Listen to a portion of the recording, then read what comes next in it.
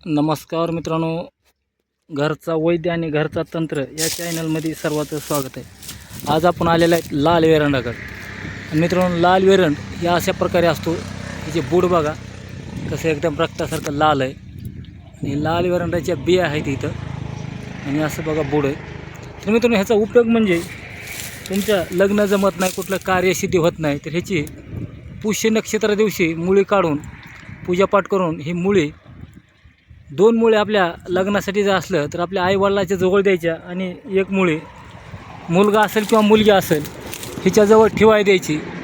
अवघ्या 6 महिन्यात लग्न कार्य पार पडतं। कोर्ट कचेरीचे कामं असतील 2 मुळ्या तुम्हाला देवघरात ठेवायच्यात, एक मुळी कोर्ट कचेरीच्या कामाला घेऊन जायचे।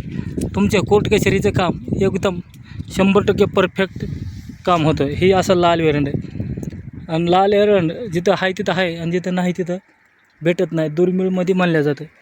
तर ही लाल वेरंडाची माहिती आणि ह्याचं मित्रांनो कोणाला बी जरी लागलं तर आपण बी पोस्टानं पोचती करण्याचा कार्य करणार, देणार बिया भेटतात।